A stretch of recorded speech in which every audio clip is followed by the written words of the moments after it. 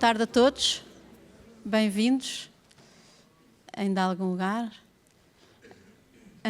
Bom, como sabem, temos as Beyond Talks, sempre lideradas pelo Martim Sousa Tavares, mas hoje muito especiais, com pessoas muito importantes que eu não vou apresentar porque toda a gente conhece, mas só dizer que são um orgulho nacional e é uma honra tê-los aqui. Hoje nós vamos falar sobre resiliência e quais são as competências necessárias para ganhar num ambiente cada vez mais competitivo, seja ele atletismo, desporto, seja ele atletismo, mundo financeiro, ou o que seja. E, portanto, passo-te a palavra, Martim. Acho que hoje, e pela audiência também tão rica, hoje vai ser ímpar esta conferência. Obrigado, Inês. Bom dia a todos, sejam bem-vindos. Eu vou só relembrar as regras do jogo. Isto tem exatamente a duração de 1 hora, portanto nós vamos, por respeito ao vosso tempo de almoço, vamos tentar terminar às 2.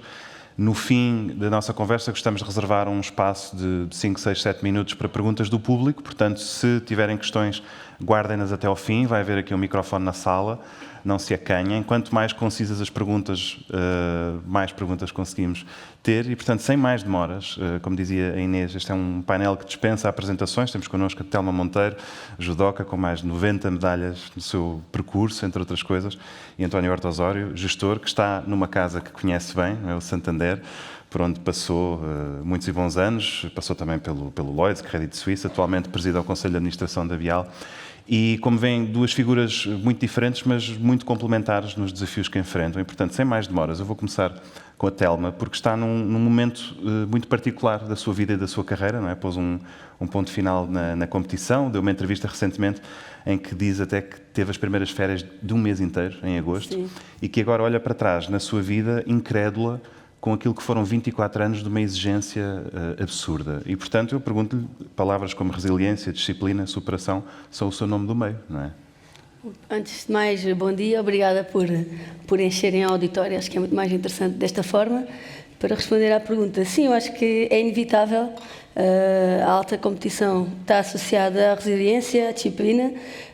Eu, quando deixei a alta competição o ano passado, fiz agora um ano, é que me dei conta, fui tendo a percepção da exigência, no sentido em que, quando estamos a fazer as coisas, estamos tão habituados que nos parece natural. É uma rotina, uma exigência a que nós nos habituamos, uma exigência elevadíssima. E, portanto, quando deixei de ser atleta, passei a olhar para os atletas, passei a ver-me de fora. Portanto, passei a ver um atleta de fora e a ter ainda mais a percepção da exigência e dessa resiliência, essa determinação, de que um atleta ter que ir treinar todos os dias, treinar com dor, no caso do judo fazer dieta, treinar desidratado. Portanto, agora fico mais incrédula com tudo o que fiz, estou a assimilar tudo o que foi a minha carreira. É aquele tipo de coisa em que se olha para trás e pensamos que já não seríamos capazes de o fazer outra vez?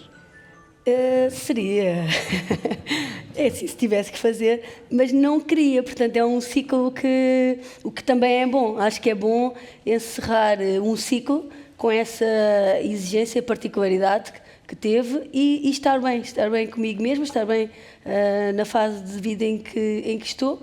Agora, se tivesse que fazer outra vez, faria se calhar noutra vida. Claro, mas a Telma é coordenadora de judo também no Benfica, com outros atletas mais jovens. Sente que eles têm noção da exigência da carreira que vão enfrentar? Não, acho que é difícil. Eu também não acredito que tivesse a percepção, quando era mais jovem, de tudo aquilo que era necessário.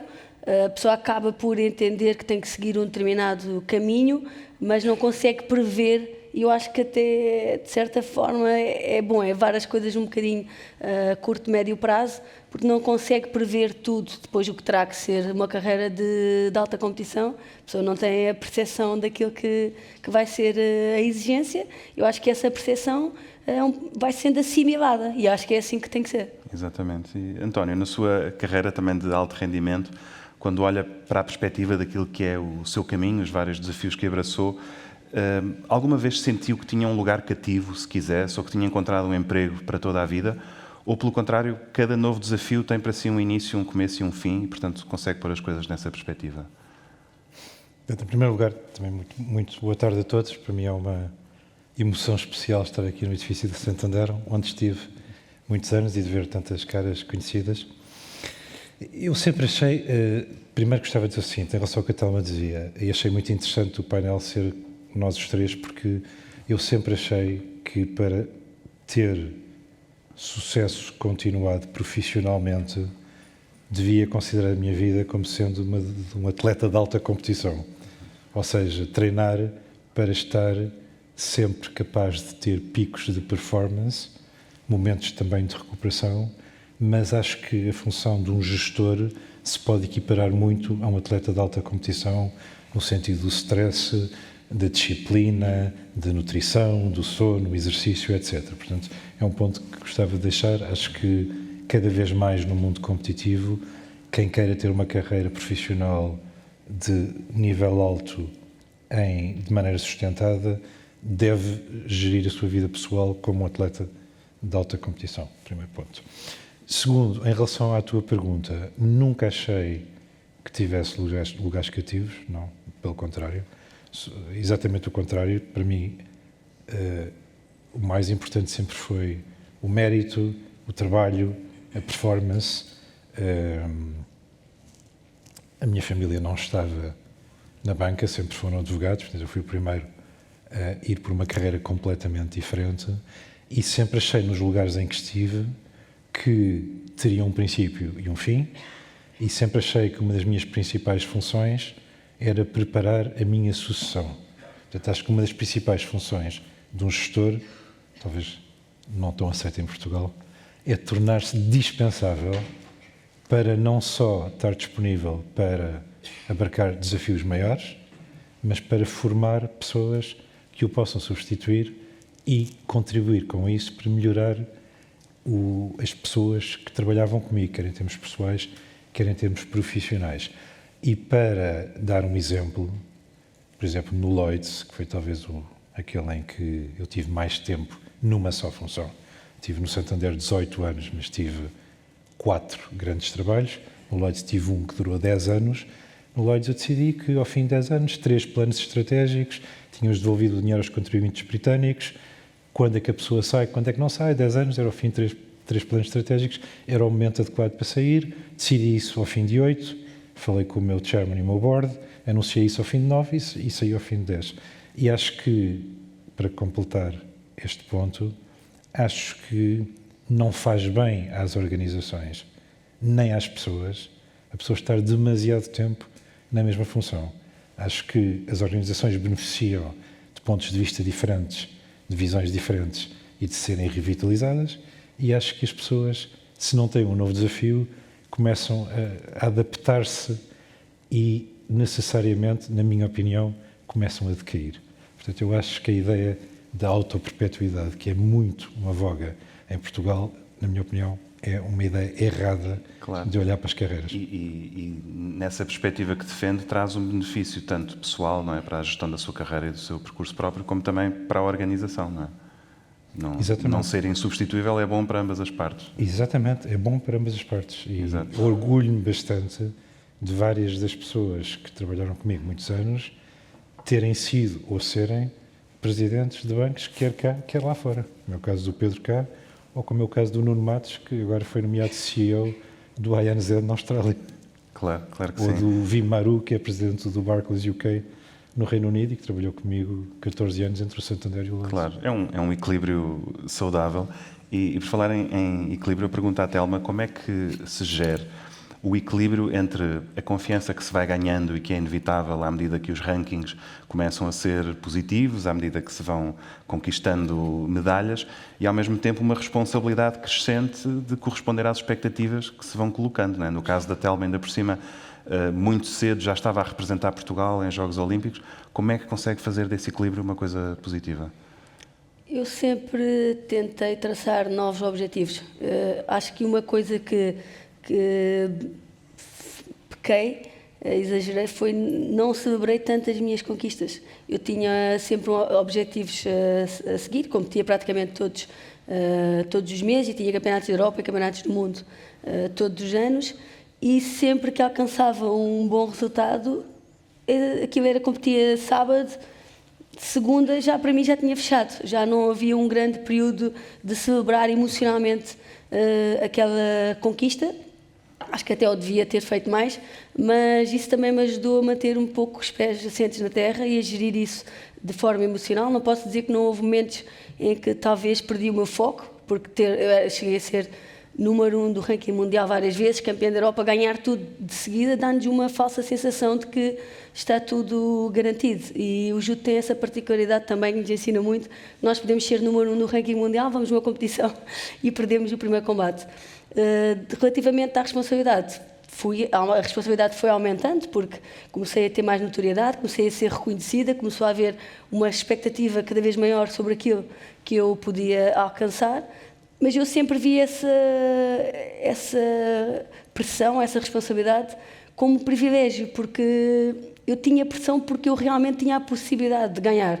Eu tinha a capacidade de transformar as coisas mentalmente, que era se eu tinha a pressão é porque realmente havia a possibilidade de eu alcançar esse resultado e era normal que as pessoas tivessem essa expectativa e a melhor maneira de lidar com isso era preparar-me da melhor forma, em todos os aspectos, de descanso, treino, recuperação física, fisioterapia, tudo.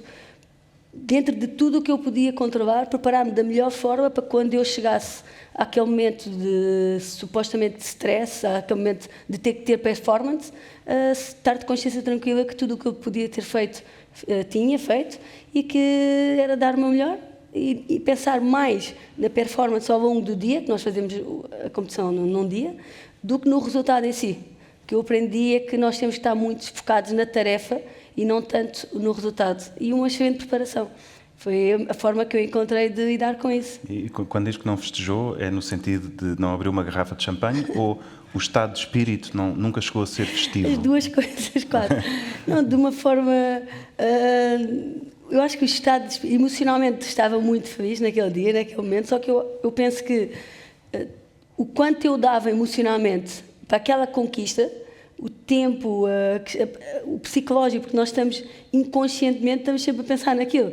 Eu conseguia ter uma vida perfeitamente normal, entre aspas, e estar descontraída, não falar de judo, que é uma coisa que no judo é muito difícil, as pessoas estão sempre a falar de combate de judo, e eu detestava, mas inconscientemente, acho que acontece a toda a gente, quando temos alguma coisa, alguma tarefa séria, algum evento, fica ali na nossa mente. E, portanto, essa foi a forma que eu encontrei, mas faltou-me festejar um pouco mais. Acho que temos que ter esse momento de festejar emocionalmente, ou de festejar com a família, ou seja como for, aquilo que nos faz sentir bem, e depois realmente passar para o próximo objetivo. A mim falhou-me um bocadinho isso, mas também não me queixo, claro, não me arrependo. Faz parte do seu caráter, não é? E do percurso.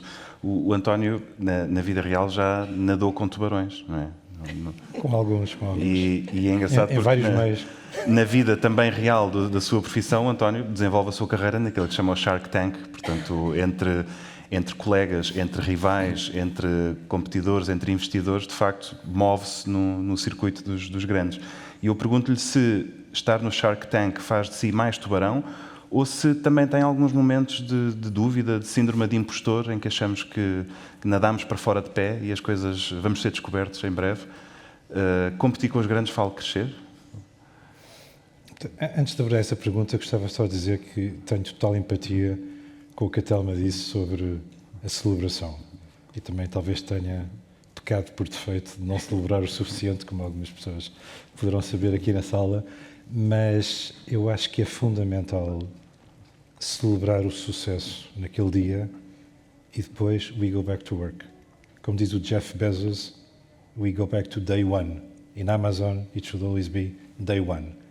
Porque é ótimo celebrar os sucessos com as equipas, e repito, talvez eu tivesse feito um bocadinho mais se voltasse atrás, mas a concentração no percurso contínuo e nos objetivos e o voltar para o day one e não se deixar, digamos, levar pelos louros demasiado tempo é essencial. Porque o sucesso pode levar ao hubris e o hubris leva ao declínio. Portanto, tem que se evitar o hubris, tem que se ir back to day one. Portanto, estou 100% de acordo sobre isso. E acho que se adapta tanto a business como ao desporto. Em relação à questão dos tubarões e o ir para fora de pé, eu acho que necessariamente, quando se está num meio hostil, a pessoa tem que ter, obviamente, certas defesas, porque senão o maior estilo pode causar dificuldades insuperáveis.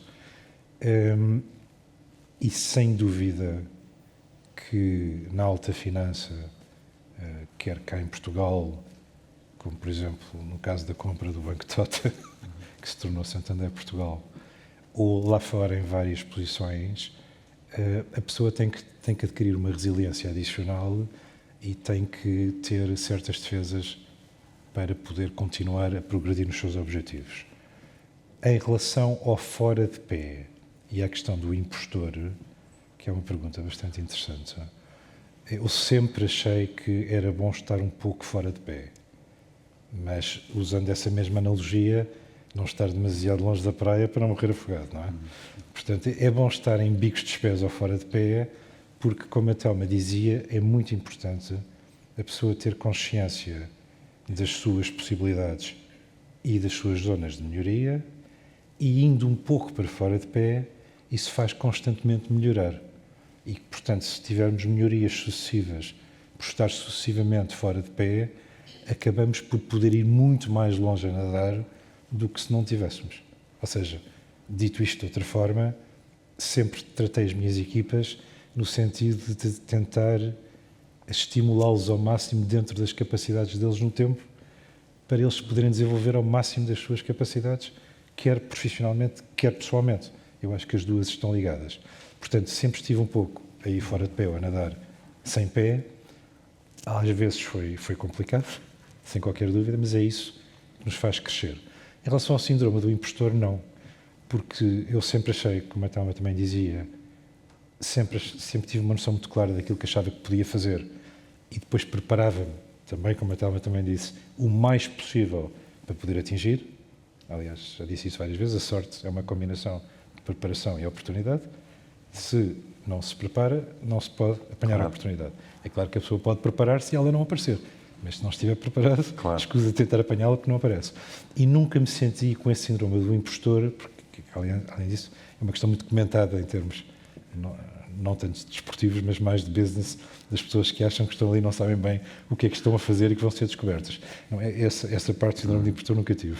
Tive muito mais a sensação que estava um bocadinho fora de pé, como, por exemplo, quando montámos o Banco Santander de Negócios de Portugal do zero, e eu e os meus colegas que montámos o banco do zero tínhamos cerca entre 28 e 30 anos. Portanto, aí tivemos bastante fora de pé, só para dar um exemplo. Mas não em termos de síndrome de impostor. Acho que a pessoa tem que ser autêntica, e a pessoa ser autêntica significa autêntica nas suas qualidades e autêntica nos seus defeitos, que todos temos. Claro. E que temos que melhorar.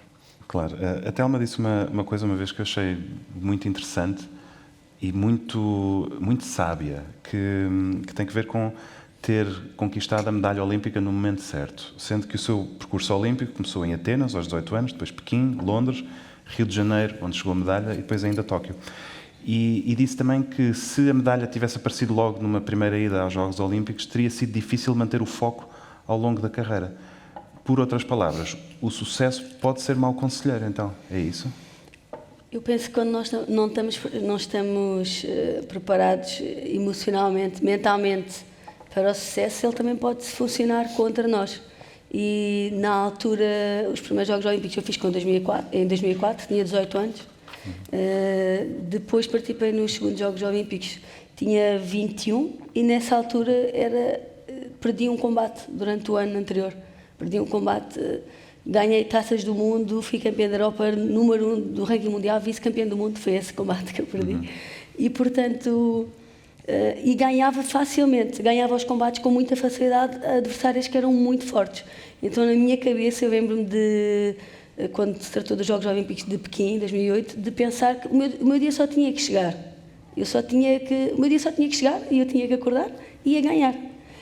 E as coisas, obviamente, que não são assim, porque mesmo no dia as coisas têm que ser conquistadas, há uma preparação, e depois no dia tem que realmente haver uma atenção aos detalhes e estarmos atentos e focados durante a competição. Eu achei que se chegasse lá, portanto, o que é que faria de mim eu ter conseguido realmente com 21 anos, comecei a judo com 14, fui aos Jogos com 18, eu chegava aos 21, já tinha medalhas em campeonatos do mundo, campeã da Europa, número 1 do ranking mundial, ganhava os jogos, e eu acho que emocionalmente, eu penso que muitas vezes nós queremos coisas para as quais não estamos preparados emocionalmente, e psicologicamente, ou até em termos de competência, mas neste caso emocionalmente. E eu acho que não estava preparada emocionalmente, em termos psicológicos também, para ser campeã olímpica como eu podia ter sido nesses Jogos Olímpicos. O facto de ter perdido fez com que houvesse ainda mais motivação para me afirmar, porque eu já tinha medalhas em campeonatos da Europa e tudo, mas eu sentia que aquela medalha, se a pessoa realmente é um atleta excepcional, tem, na minha crença, obviamente, tem que ter aquela medalha. Então, por muito que eu conquistasse, estava sempre insatisfeita, sempre. E talvez daí que eu não tenha festejado tanto, porque nunca era suficiente para mim enquanto eu não alcançasse aquela medalha. Mas acho que até lá, até aos Jogos do Rio, 12 anos depois, a minha personalidade, a minha forma de estar, a minha maturidade foi-se desenvolvendo e chegou ao momento certo, que foi o Rio. Já tinha toda uma carreira e depois aquela medalha. Acho que tinha sido muito mais pobre a minha carreira e a minha experiência como atleta. Se eu tivesse ganho em 2008, não sei quantas medalhas eu teria perdido. E eu questiono sempre, eu penso que eu teria perdido muitas medalhas se tivesse tido esse sucesso tão cedo. E eu prefiro ter todas essas medalhas e mais a medalha olímpica. Mas isso é a Telma de agora a falar, não é? No momento, imagino que não pensou... Não é? Claro que sim, ainda era cedo demais. Se dissesse isso naquele dia, não ia achar muita piada.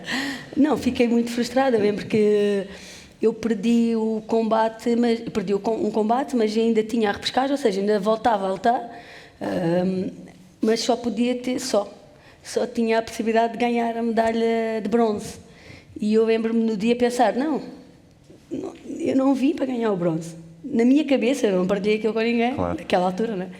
Mas eu pensar, não, o bronze para mim, eu não estava sequer disponível para dar o melhor de mim para conquistar o bronze, porque eu só tinha ido para ser campeã olímpica. Claro, portanto, estamos a ver o nível do qual eu estava com os pés fora da terra. Pois. E o impacto que teria tido eu realmente comprovar essa crença de que realmente era a melhor e que ninguém podia vencer. Eu acho que isso teria tido um impacto muito negativo na minha carreira, portanto, gostava de ter ganho, mas acho que foi uma bênção não ter conseguido. E tornei-me muito melhor pessoa e muito melhor atleta, com muito mais competências para a minha vida também, por isso não ter acontecido. Incrível, muito, muito inspirador. O António já falou aqui do Lloyds e é um tema, a não ser que queira também comentar esta intervenção, porque o António já falou também de grandes desafios com 28, 30 anos, não é? Quando estava aqui no Santander. Se calhar, se não tem corrido bem, teria esta serenidade também em relação a isso? Eu acho, sobre aquilo que a Telma disse, acho que voltamos à história do Jeff Bezos. We have to go back to day one. Ou seja, os sucessos têm que ser celebrados, mas a pessoa tem que ter a consciência que o sucesso continuado pode levar ao hubris, o hubris leva à complacência e a complacência leva ao declínio. E isso está comprovado na história, na civilização grega, Império Romano, Império Português, Império Espanhol, Império Inglês e veremos o Império Americano. Ou seja, as pessoas e as civilizações, se congratulam demasiado com os seus sucessos e não veem que a pessoa tem, ou as sociedades, pontos fortes e pontos fracos, que são contínuos e que se deve sempre tentar manter e melhorar os pontos fortes e melhorar os pontos fracos, necessariamente isso leva ao declínio. Claro. Portanto, eu acho que a atitude do day zero, a atitude de insatisfação que a Telma mencionava, é uma atitude muito positiva. É claro que não deve ser levada ao extremo e, portanto, devem-se comemorar as vitórias e a pessoa tem que ser balanceada, mas é muito positivo a pessoa achar sempre que há novos patamares, que a seguir a cada montanha existe outra montanha. Por exemplo, para dar um exemplo muito terra a terra, eu acho que é um erro dizer aos nossos filhos, ou no meu caso aos meus netos, que ainda não percebem bem o que é que eu lhes digo, mas acho que é um erro dizer aos filhos ou aos netos que eles são ótimos, magníficos, extraordinários. Quer dizer, nós devemos dizer-lhes que eles são bons naquilo que eles forem bons e devemos, de maneira adequada e graciosa, fazê-los ver os pontos em que têm que se desenvolver. Quer dizer, as pessoas têm que ter expectativas corretas e acho que nós nos devemos tentar melhorar continuamente. Talvez aí esteja muito, claro, digamos, influenciado pela minha educação jesuítica, Mas acho que os jesuítas nisso são excelentes. Claro. E, portanto, acho que é importante essa atitude permanente. E eu gostava de lhe perguntar, a propósito de um dos sucessos que soma, precisamente a propósito do Lloyds, não é, que tem um bailout do governo em 2008 e que conseguiu devolver ao setor privado em 2017, se gerir o dinheiro dos clientes e dos investidores já impõe respeito, quando é o dinheiro de todos, mais respeito ainda. Em algum momento o António teve dúvidas ou hesitou, ou achou até que o objetivo não seria possível? Tive sérias dúvidas, tive. E antes de ir a esse ponto, sobre a questão do dinheiro dos outros, muitas pessoas aqui na sala me terão ouvido dizer que eu sempre disse: temos que gerir o dinheiro do banco com todo o cuidado, exatamente porque não é nosso. Quando o dinheiro é nosso, a gente pode fazer o que quiser com ele. Quando não é nosso, há uma responsabilidade adicional.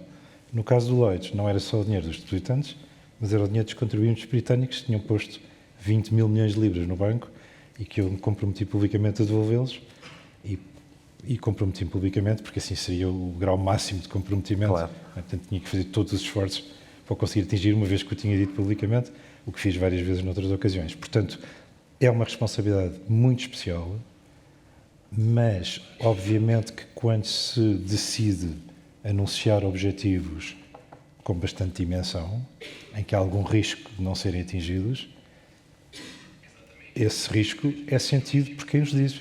Portanto, eu tive várias vezes ao longo da minha vida profissional a sensação que podia falhar.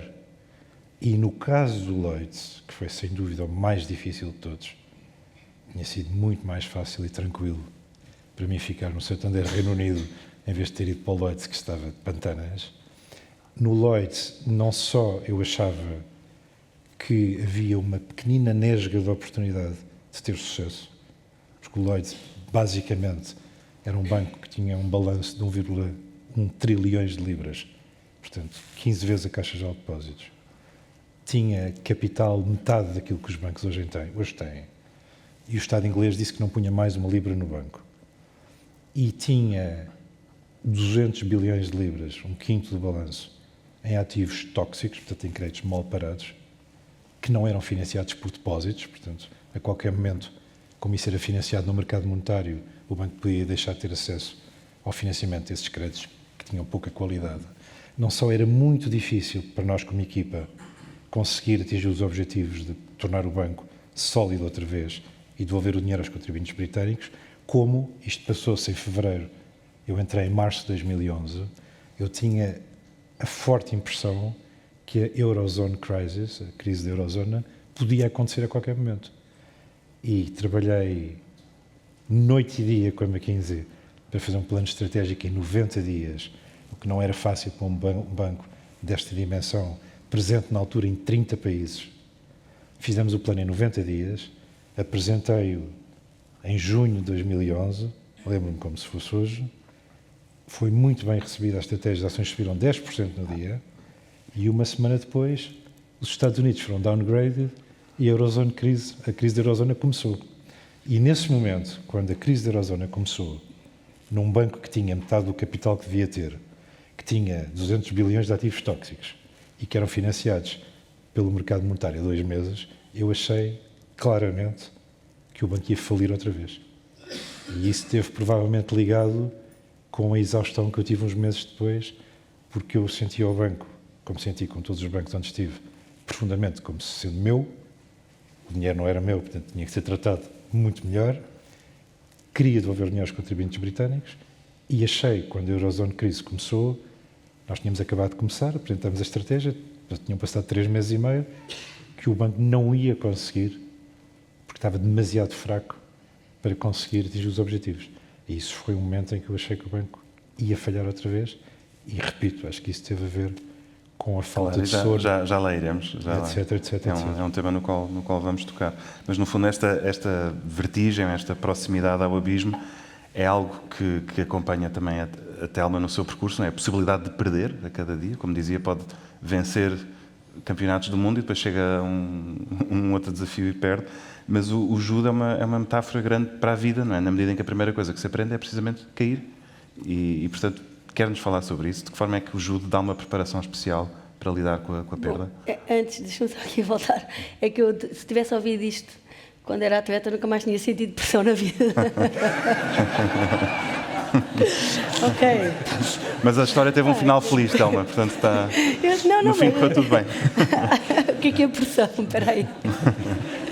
Não, mas acho que a pressão está associada... Estou a brincar mais ou menos. É porque acho que a pressão está associada, só para acabar a ideia, está associada à responsabilidade que nós sentimos, à ligação emocional e esta responsabilidade que nós temos com o compromisso. Portanto, ela acontece mesmo que não esteja a gerir trilhões, pronto. Mas só para dizer que só vi isto antes, que nunca mais tinha pressão. Não, temos esquecido a pergunta. Era sobre a metáfora de que a primeira coisa que se aprende no judo é a cair. Sim, sim, acho que o judo é muito bom até nisso. Até eu não sei se sabem que o judo é a modalidade recomendada para o desenvolvimento dos jovens, é recomendada pela Unesco para o desenvolvimento dos jovens, e obviamente que eu sou suspeita, mas acho que é uma modalidade muito completa no sentido em que, na hora de lutar, aquilo é um desporto individual, mas na hora de nos prepararmos é um desporto de equipa. Nós precisamos sempre de alguém para treinar e existe sempre essa componente no treino. Há sempre alguém que nos vai projetar. Nós projetamos sempre alguém, mas há sempre alguém que nos ganha, a não ser que estejamos ali a fugir desse parceiro que já sabemos que é mais forte do que nós. Há sempre alguém que nos consegue derrubar e, portanto, a primeira coisa que se aprende no judo é exatamente a cair para depois não nos magoarmos e ter essa perspectiva de que não vamos ganhar sempre, tal como na vida, tal como nos negócios. Nesta dimensão seria um bocado mais complicado, mas faz parte de nós sabermos e temos a consciência de que o sucesso ele não é sempre garantido, não darmos por garantido o sucesso, seja em que área for, mas não é fácil, porque nós estamos numa fase muito positiva em que as coisas nos correm muito bem, a nossa atenção está muito direcionada para isso e isso afasta-nos um pouco dos perigos.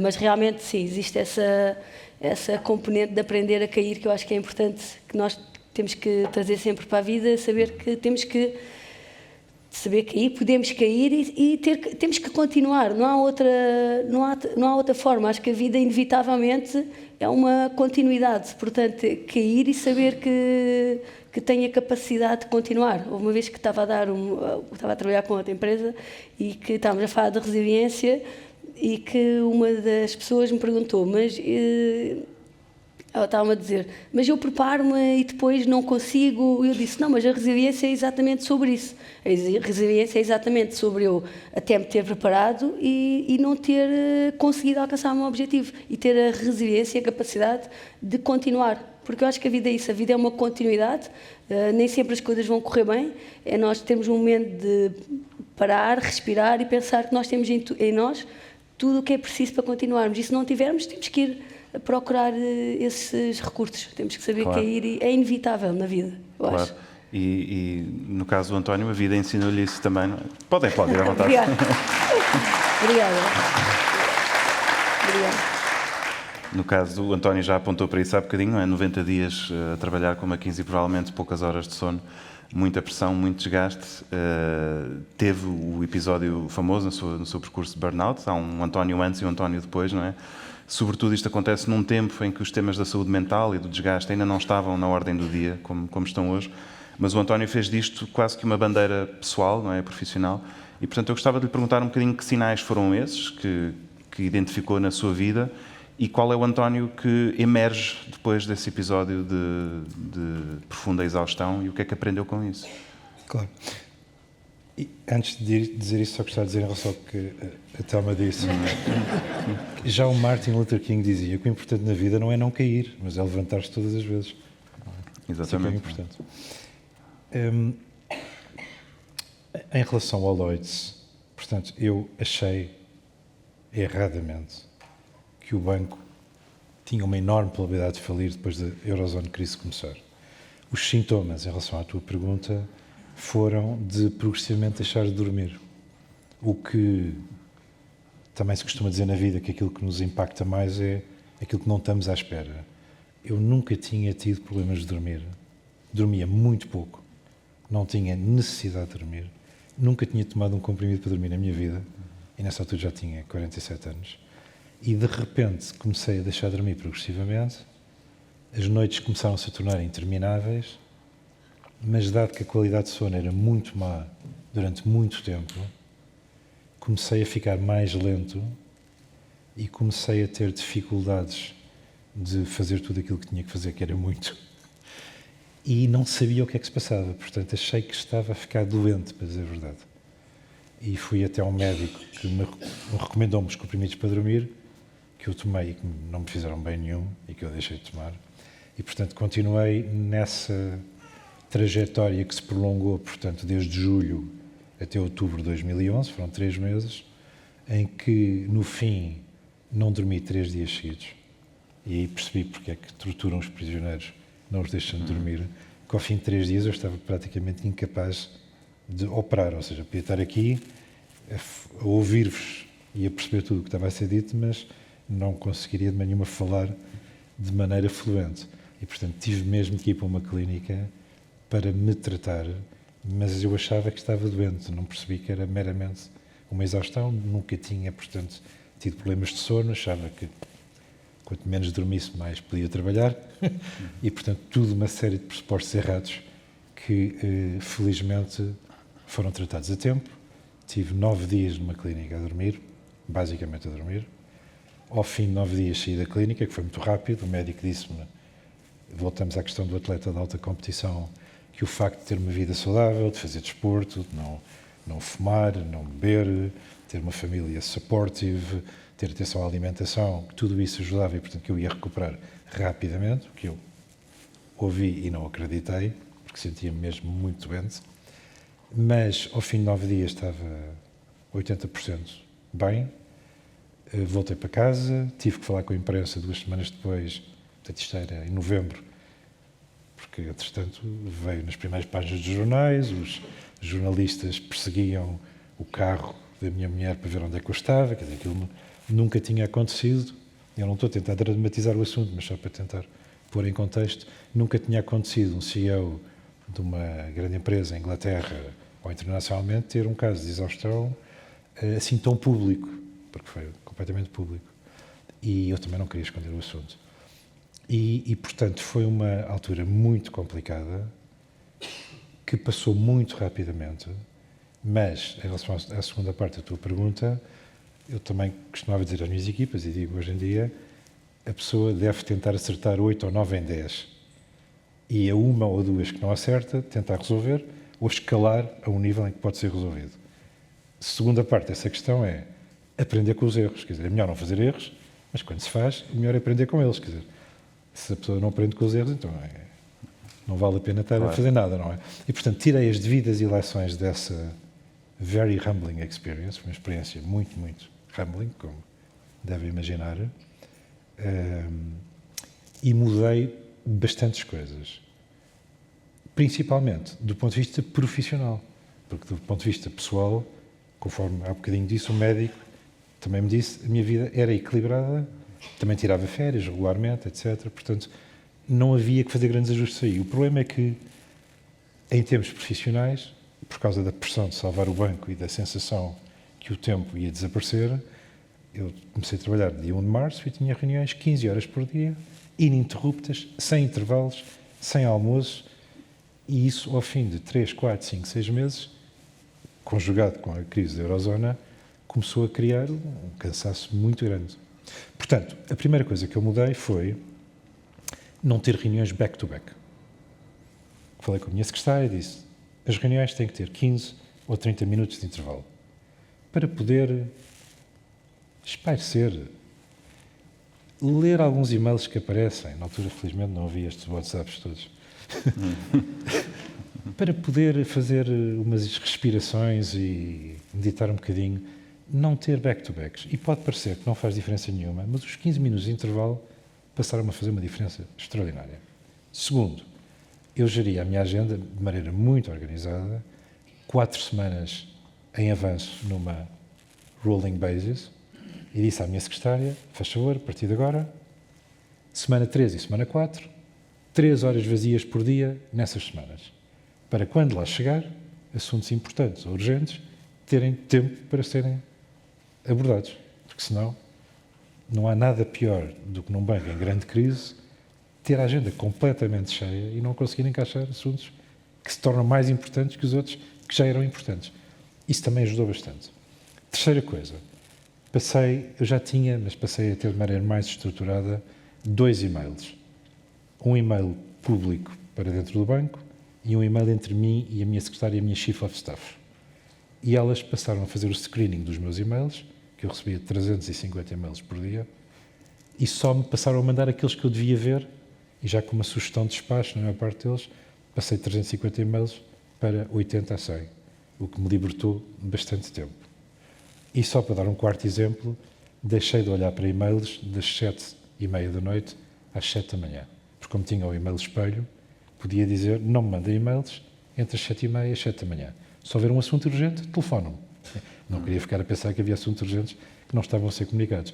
Mas não tinha a necessidade ou a pressão de ir olhar para o computador ou para o iPhone, porque não estavam lá os e-mails, uma vez que tinha o e-mail espelho. E, portanto, mudei profundamente esses hábitos, fui descentralizar mais cedo os comitês que eu presidia no Lloyds, que eu iria fazer isso de qualquer maneira, mas fiz mais cedo, em vez de presidir os comitês todos, porque era um caso de life or death. Descentralizei mais cedo e passei a presidir apenas ao Group Executive Committee, mais ao ALCO, que é o coração do Banco de Tesouraria, e o Cost Committee, que é um dos meus comitês favoritos. Os outros todos deixei-os e deleguei-os, e, portanto, isso tornou a minha agenda muito mais eficiente, e o facto é que voltei ao banco, portanto, isto aconteceu no dia 1 de novembro, houve Natal e fim do ano, voltei ao banco no dia 5 de janeiro, e com compromissos para dormir, que tomei ainda durante bastantes meses, e que foi progressivamente deixando, e o banco foi recuperando, e o facto é que fomos o único banco inglês a devolver o dinheiro aos contribuintes. Claro. Mas, para deixar bem claro, porque acho que isto é muito importante, porque há uma frase que diz "Many people died not knowing how close they were to the beach". A diferença entre ter tido sucesso no Lloyds ou ter falhado, no meu caso, foi muito pequena. Eu tenho a sensação perfeita que estive quase a ponto de falhar. Claro. Telma, eu acho que no caso do desporto...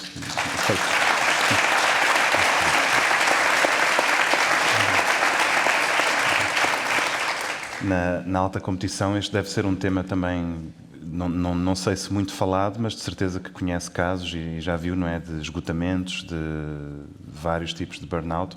Existe algum caminho, alguma estratégia para se lidar com isto? Não quebrar com tanta renúncia, tanta pressão e mais as derrotas quando acontecem em cima? Não, sim, existem muitos casos de atletas que foram campeões olímpicos e depois tiveram uma depressão, ou seja, ainda o ano passado, Paris 2024, conheço uma atleta campeã olímpica que a seguir teve uma depressão. Portanto, obviamente que para alcançar um determinado sucesso, lá está, o empenho em termos de tempo e em termos emocionais e em termos psicológicos e físicos, no caso do desporto, e não é só no desporto, mas pronto, no desporto tem mais ênfase, é tão grande que nós temos realmente que saber gerir bem o nosso tempo. E eu acho o nosso tempo, a utilidade do nosso tempo, porque eu penso que muitas vezes os atletas, o que é que fazem? Acham que só são aquilo, acham que só são atletas e acham que não devem ter tempo para mais nada, a não ser o treino, dormir, descansar. E eu acho que é importante termos algumas bolsas de oxigênio, organizar a nossa agenda para termos algumas bolsas de oxigênio para conseguirmos continuar a ser produtivos de uma forma saudável. Eu, por exemplo, na semana quando comecei a ficar mais conhecida, principalmente no início, tinha muita dificuldade em dizer que não, tinha muitas solicitações e não conseguia compreender o conceito de dizer que não, achava que era errado dizer que não. E comecei a perceber que era algo que me deixava muito cansada, porque eu nunca tinha tempo para mim. Ou estava a treinar, ou estava a fazer fisioterapia, ou estava a dar alguma entrevista, ou estava a participar em algo extra, mas relacionado com a minha personalidade. Portanto, tinha estratégias, por exemplo, na semana da competição, não me dedicava a mais nada que não fosse treinar e alguma coisa que eu gostasse de fazer.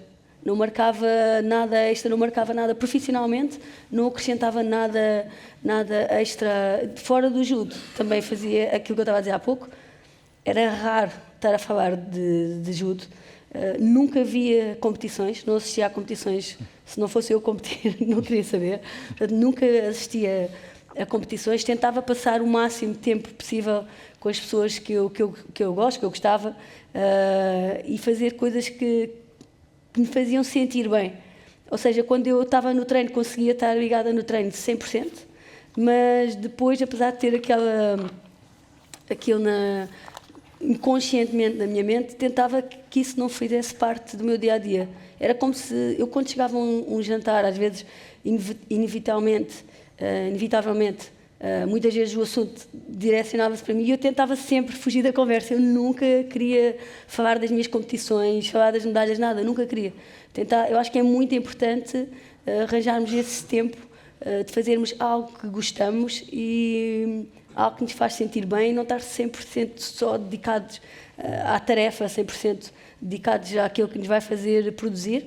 Ainda hoje em dia eu tento fazer isso. Por exemplo, se eu sei que tenho alguns mails para responder, ou alguma coisa que eu tenho que fazer, eu também estou a tirar o mestrado e a dar aulas na faculdade e sou coordenadora, portanto, também é muita coisa. E eu vejo sempre, tenho coisas para fazer, mas posso fazer depois da manhã. Se for preciso, eu uso esse dia, deixo um dia livre para fazer alguma coisa que eu gosto. Por exemplo, eu ainda tento fazer essa gestão de tempo e procurar ter momentos para mim, que para mim eu penso sempre que são bolsas de oxigênio para eu continuar, mas não é fácil fazer isso. Também claro. Já senti em um determinado momento da minha carreira como atleta que estava a exigir mesmo muito e tinha consciência que estava a levar-me ao extremo, tinha essa consciência, não claro, é fácil. Claro, eu vou fazer uma última questão para podermos ainda abrir uns minutos ao público para o António, porque a Telma falou da dificuldade em dizer não, sobretudo quando estamos talvez iludidos ou embalados por uma fase mais positiva da nossa carreira. E eu imagino que o António já tenha sido convidado para tudo e mais alguma coisa neste país.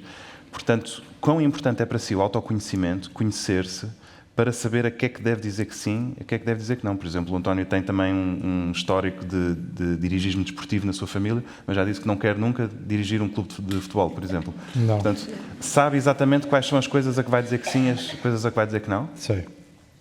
Acho que é muito importante a pessoa autoconhecer-se e saber quais são os seus pontos fortes em termos relativos e os seus pontos fracos e dirigir o seu percurso de acordo com eles.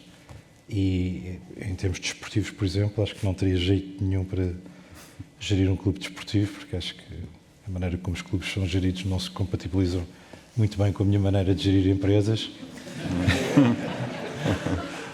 E em termos políticos também acho que os compromissos que são necessários e a maneira como a política é feita também não se coadunam muito com a minha capacidade, com a minha maneira de ver como é que a gestão deve ser feita e como é que os objetivos devem ser feitos. E, portanto, eu não sou muito de grandes compromissos. Acho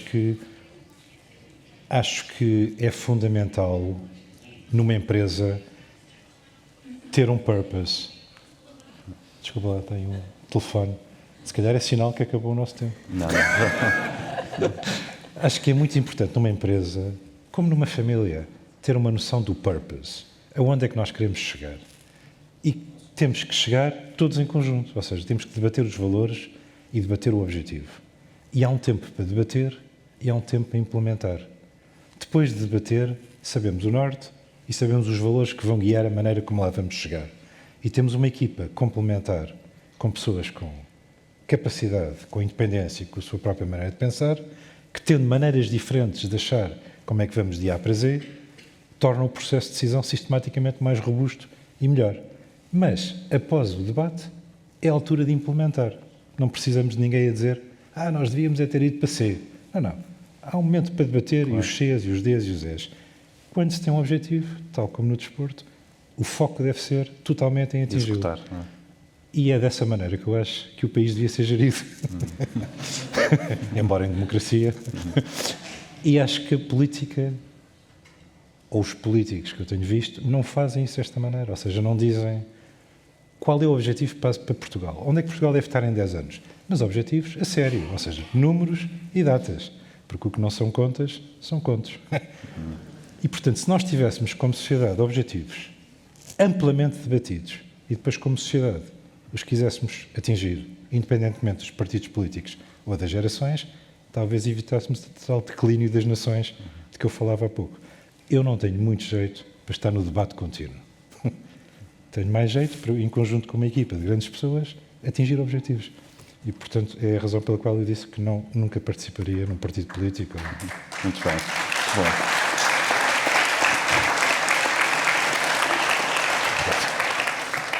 Passo a palavra ao público. O sistema é simples, uma mão no ar e um microfone vai ter convosco. Como não temos muitos minutos, eu sugiro que comecem já pela mão... Exatamente. Boa tarde. Gostava de fazer uma questão à Telma, que é, como falou, o judo é um desporto individual, mas sempre com uma equipa bastante alargada nos bastidores. A questão é, que critérios é que valoriza num treinador? Que boa pergunta. Agora ia pegar o microfone. Eu acho que o treinador tem que ser líder, tem que ter uma comunicação muito boa e tem que estar muito comprometido com a sua responsabilidade. Agora que estou nesta função de coordenador e também tenho que gerir treinador, sinto que isso é muito importante, que é haver um líder e o líder tem que seguir, o grupo tem que ter só, e de encontrar aquilo que estávamos aqui a falar, que tem que haver uma só voz. Todos dentro da equipa têm que ter uma só voz. Às vezes me acontece, é assim porque a Telma disse, eu fico logo chateada, porque acho que o treinador tem que ter também essa capacidade de comunicar, de assumir compromissos, e isso é que é realmente ser um líder e ser comprometido com a responsabilidade que assumiu. Muito bem. Posso acrescentar um pequeno ponto?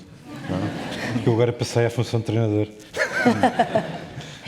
Acho que um treinador tem que perceber nas pessoas que treina as suas potencialidades e esticá-las no tempo na medida das suas possibilidades, como há pouco estava a dizer. Porque se o treinador conhecer bem a pessoa, sabe até onde é que deve puxar, quando deve puxar, e é isso que vai tornar o atleta o melhor possível dentro das suas possibilidades.